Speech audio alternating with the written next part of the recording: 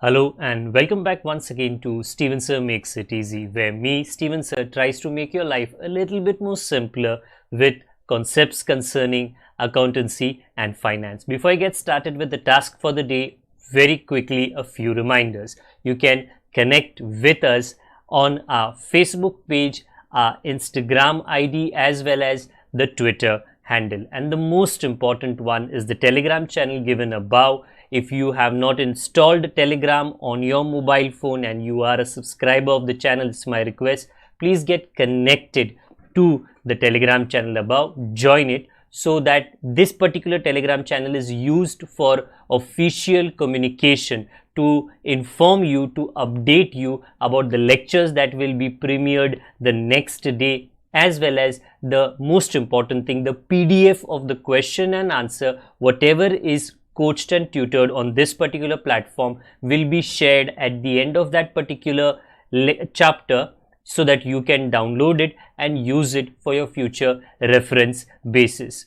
Also, if you do intend to purchase the textbook from which the necessary questions are explained during the various lectures, the purchase link is provided in the description of every lecture. And most importantly, if you have missed out the past tense, that is the last lecture, there is an I button given above. Please click it, watch that particular lecture, and then you can come here. Very importantly, at the end is, if you have not subscribed to our YouTube channel, please do make that a task for the day and subscribe to our channel, and together with that also press the bell icon so that Mr. YouTube notifies you about lectures which are uploaded on this particular platform. That's as far as the reminders are concerned. Let me get started with today's lecture.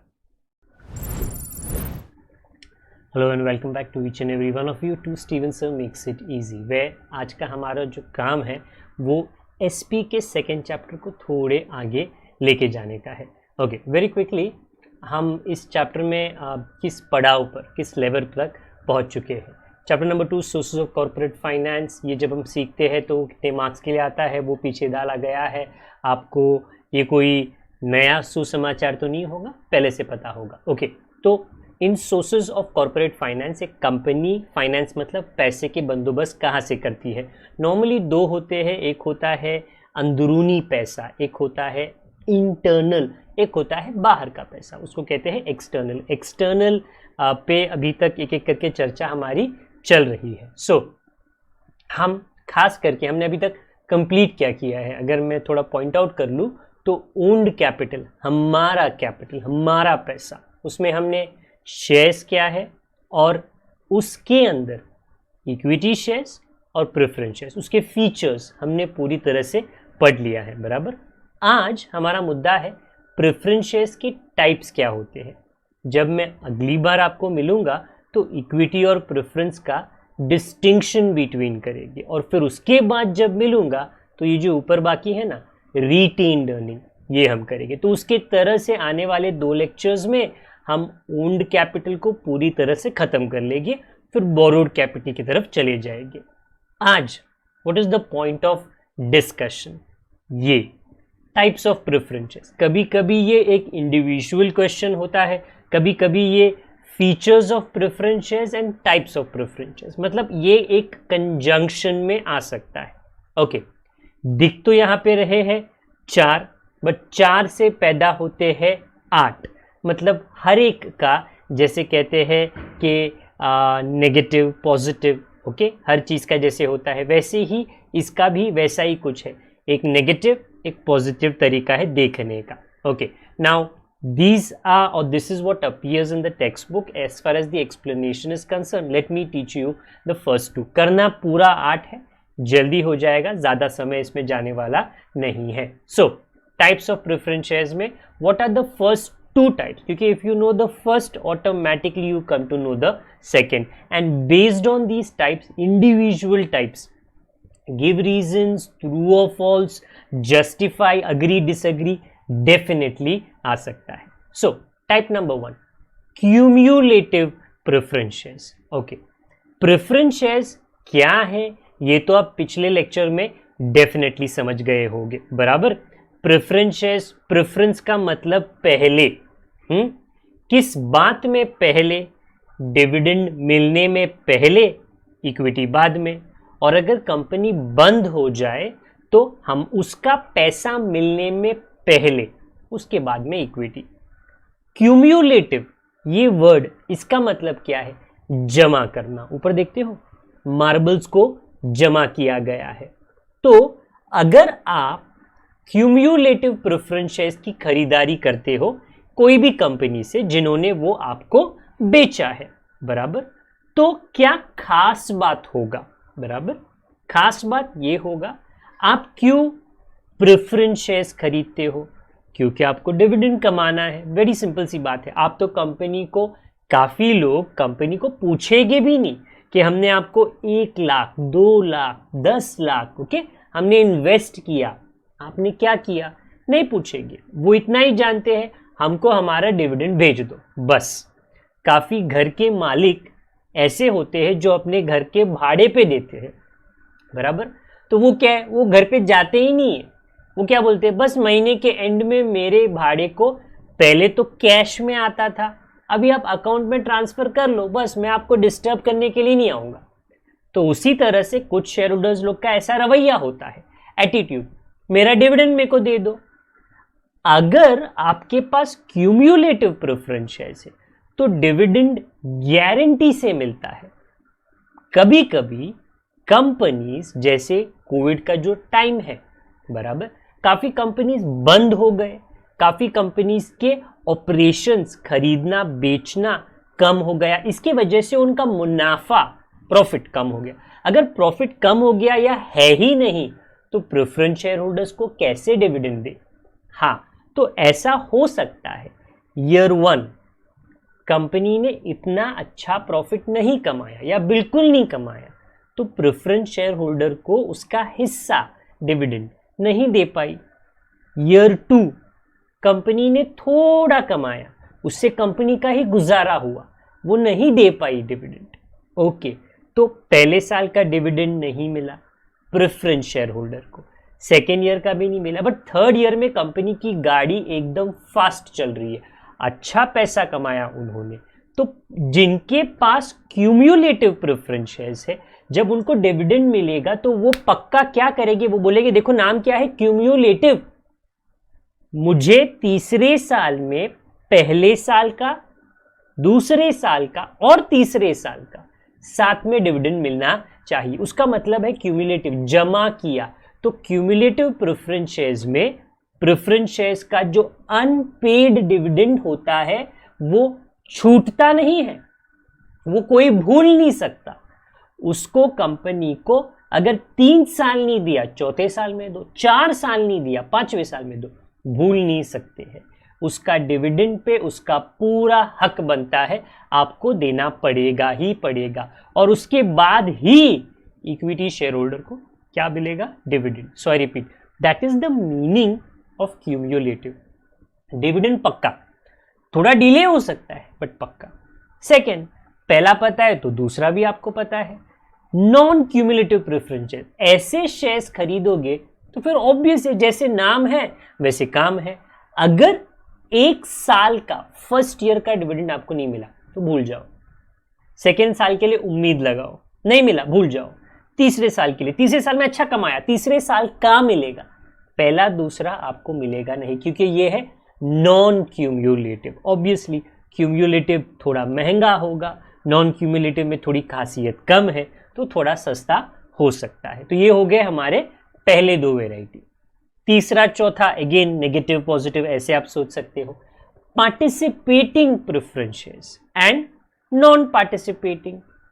Participate का मतलब क्या होता है कि sir मैं एक meeting में गया पर मैं ऐसे ही बैठा नहीं था, मैं खड़ा हुआ, मैंने कुछ बोला, मैंने वोट किया, उसके वजह से डिसीजन लिए गए, मैंने पार्टिसिपेट किया, मैं सम्मिलित हुआ, चुपचाप जाके कोने में बैठा नहीं था। हाँ, यहां पे प्रेफरेंस शेयर्स किस में सम्मिलित पार्टिसिपेट होगा, डिविडेंड के शेयरिंग में। देखिए डिविडेंड पहला पक्का प्रेफरेंस शेयर होल्डर को मिलता है, फिर लाइन में कौन रहता है, इक्विटी शेयर होल्डर, उसको मिलता है। बट अगर कंपनी ने प्रेफरेंस वाले को दे दिया और अपना मन चाहा डिविडेंड इक्विटी को भी दे दिया तो भी पैसा बाकी होता है ना। काफी कंपनीज का परफॉर्मेंस तगड़ा होता है, कोविड हो ना कोविड हो उनकी गाड़ी बढ़िया चलती है। जैसे मैं कुछ समय पहले एक छोटी सी रिपोर्ट देख रहा था अमूल के बारे में, तो उस रिपोर्ट में ऐसा कहा था कि कोविड के टाइम पे बाकी के जो मिल्क सप्लायर्स थे या मिल्क से बनने वाले प्रोडक्ट्स के सप्लायर्स, ओके, क्योंकि कोविड के टाइम पे ट्रांसपोर्टेशन में दिक्कत आ रही थी, लेबरर्स में दिक्कत आ रही थी, बाकी सारे लोगों ने अमूल को छोड़कर अपना जो ऑपरेशन है मैन्युफैक्चरिंग का, डिस्ट्रीब्यूशन का, सेल्स सब कम कर लिया। तो ऑब्वियसली उनका प्रॉफिट कम हो गया रहेगा। बट अमूल ने इस टाइम पे अपने मुनाफे को इंक्रीज किया। उन्होंने कुछ ऐसे प्लानिंग्स किए जिसके वजह से उन्होंने ज्यादा लोगों को काम दिया, उन्होंने दूसरे कंपनीज के बंद हुए फैक्ट्रीज को भाड़े पे लिया और अपने प्रोडक्शन को बढ़ाया। ये सब उनके मैनेजर्स जो मैनेजमेंट लेवल है ना, उन्होंने कुछ तो अलग सोचा। उन्होंने कोविड को नेगेटिवली नहीं पॉजिटिवली लिया, उन्होंने बढ़ाया। तो आई रिपीट माई सेल्फ, तो उनका प्रॉफिट बढ़ गया। तो उन्होंने, I am just giving an example, preference वाले को पैसे दे दिए, इक्विटी वाले को दिए, वो भी खुश हो गया। बट और पैसे बाकी है, तो वो जो बचा हुआ पैसा है उस पे अगर प्रेफरेंस शेयर होल्डर को हक मिलता है तो उसका मतलब है पार्टिसिपेटिंग, कि प्रेफरेंस शेयर होल्डर को आखिरकार जो प्रॉफिट बचा है उसका भी हिस्सा मिल सकता है। उसको कहते हैं, यहाँ पे कोई मीटिंग में पार्टिसिपेट नहीं हो रहा है, प्रॉफिट के बंटवारे में पार्टिसिपेट हो रहा है। ओके, हाँ, तो ऐसा टाइप का शेयर होना चाहिए। बट नॉन पार्टिसिपेटिंग का मतलब वो पार्टिसिपेट नहीं कर सकता, उसका डिविडेंड फिक्स्ड था। नॉर्मली प्रेफरेंस शेयर होल्डर के नाम के आगे 5%, 2%, 10% ऐसे लिखा होता है, वो क्या होता है, डिविडेंड। तो एक बार उनको 10% मिल गया, फिर चुप बैठो मत मांगो। तो ऊपर वाला जो है ना पार्टी, उसको 10% मिला, फिर इक्विटी वाले को मिला, कुछ ना कुछ मिला होगा। उसके बाद भी अगर पैसा बचा तो प्रेफरेंस वाले को मिल सकता है, वो कहते हैं पार्टिसिपेटिंग। इसको नहीं, तुमको मिला 10%, चुप बैठो, आगे आपको कुछ, आप पार्टिसिपेट बाकी के प्रॉफिट के हिस्सेदारी में नहीं कर सकते हो। ये हो गया तीसरा। चौथा, fifth and sixth, convertible preference shares and non convertible. Non convertible बढ़िया है जी, एक लाइन में इसका खत्म हो जाता है। ओके, ऊपर अगर आप ट्रांसफॉर्मर्स मूवी जानते हो तो एक कैरेक्टर है by the name of bumble B. पहले वो वोल्क्सवैगन बीटल के जैसे दिखता है और उसके बाद में ट्रांसफॉर्म होने के बाद में कुछ इस तरह नजर आता है। Okay, so the word transform means what, पहले कुछ था बाद में कुछ बन गया, ट्रांसफॉर्म होकर कुछ दूसरा ही बन गया। हाँ, तो जब प्रेफरेंस शेयर्स उनके टाइम के बाद 5 साल बाद, 8 साल बाद, 10 साल बाद कन्वर्ट हो सकते हैं, कन्वर्ट मतलब किस में चेंज हो सकते हैं, इक्विटी में। So I repeat, when a preference share holder और a preference shares has the option कि आप कुछ समय बाद किस में बन जाओगे, इक्विटी शेयर्स में बन जाओगे, बराबर, तो उसको कहते हैं कन्वर्टेबल। अगर आप नहीं बन सकते, नहीं तो प्रेफरेंस है, प्रेफरेंस था, है और रहेगा, कुछ चेंज नहीं होगा, अरे यार नॉन कन्वर्टेबल। तो आई रिपीट, मे बी कोई कहे बट सर कन्वर्ट होना ही क्यों है कुछ समय के बाद में इक्विटी में। प्लीज देखिए, प्रेफरेंस का एक जिंदगी होता है, मतलब 8 साल 10 साल फिर बंद। बट इक्विटी की कोई जिंदगी नहीं होती, 50, 40, 80, it can continue as long as forever. So automatically the benefits of equity shares are also going to be forever. So it is a good thing अगर आपके पास पहले प्रेफरेंस है और बाद में मौका मिलता है वो कन्वर्ट होने का। So that is your 5th and 6th. And the last 2 categories, ये बहुत फेमस है, redeemable preference shares and irredeemable। अच्छा, रिडीमेबल का मतलब क्या होता है? देखिए भाई, रिडीमेबल का मतलब है उसके पैसे आपको लौटाने पड़ेंगे। अच्छा, क्यों पैसे लौटाने पड़ेंगे? Shares which can be redeemed, लगभग सारे प्रेफरेंस शेयर्स रिडीमेबल होते हैं after certain fixed period of time. मतलब if I am the company और आपने आके मुझसे प्रेफरेंस शेयर्स रिडीमेबल वाले खरीदे जो 99% होते हैं, बराबर, हाँ, तो मैं आपको पहले दिन पे बोलूंगा, मैं बोलूंगा देखो सर, यहाँ पे ना हमने 8 साल बाद की एक डेट लिखा है, वो 8 साल बाद कंफर्म पक्का आपको आपका पैसा मिल जाएगा। उसको कहते हैं पे बैक, रिडीम करना, पैसे को लौटाना, कंफर्म।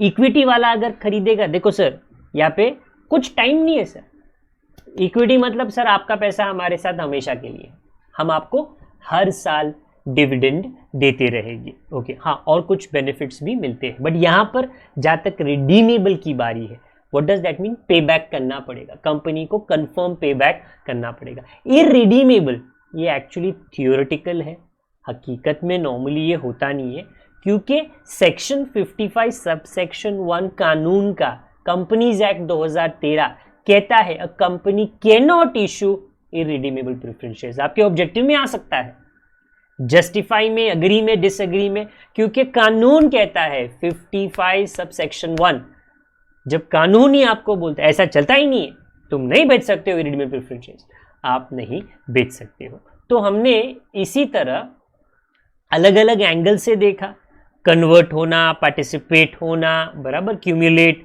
और ये वाला रिडीमेबल। अभी इन आटों को हम कैसे याद रख सकते हैं? वेल, तो तरीका कुछ इस तरह है। चेस्ट सीपीआर, जो सी है और सीपीआर का CPR, that is giving you the code word और द कोडिंग। आजकल ये वर्ड बहुत फेमस है, कोडिंग, बराबर, हाँ, बट नॉट इन दिस मामला, आईटी एंड ऐप डेवलपमेंट के कुछ नए प्रोडक्ट के मामले में। ओके, चेस्ट सीपीआर, ये जो सीपीआर है, it's a medical term, cardiopulmonary resuscitation. Sir कुछ ज़्यादा ही बोल दिया आपने।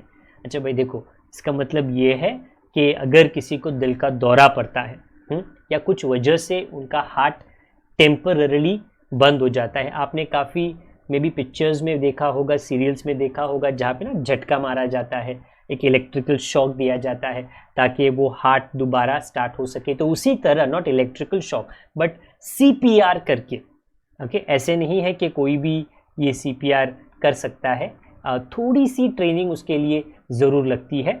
अलग अलग टेक्निक्स होते हैं, जो एडल्ट्स होते हैं उनके लिए अलग होता है, जो इन्फेंट रहते हैं, क्योंकि ऑब्वियसली इतना दबाव उनके चेस्ट पर नहीं डाला जा सकता है, ओके, जो बच्चे रहते हैं उनके लिए अलग होता है। मैं यहाँ पे कोई साइंस का क्लास नहीं ले रहा, but yes, it is good to have an idea because it is excellent to save somebody's life, life being the most precious. Okay, आप इंटरनेट पे थोड़ी खोज कर लोगे, ऐसा नहीं बोल रहा हूँ कि आपको डॉक्टर बनना है, अगर बनोगे तो बढ़िया है जी, बट येस, एटलीस्ट इन्फॉर्मेशन होना ज़रूरी है। How can a chest CPR be conducted where there are no medical provisions available? Okay, so this is just something which is giving an idea about that particular procedure.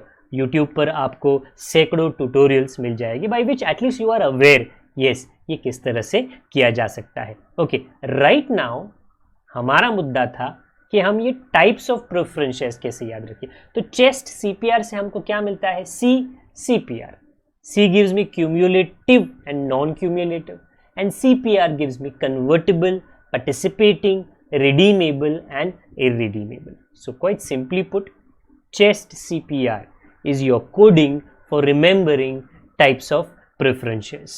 I hope इससे आपको मदद होती है। अगर आपको मदद होती है तो दूसरों को भी मदद हो सकती है।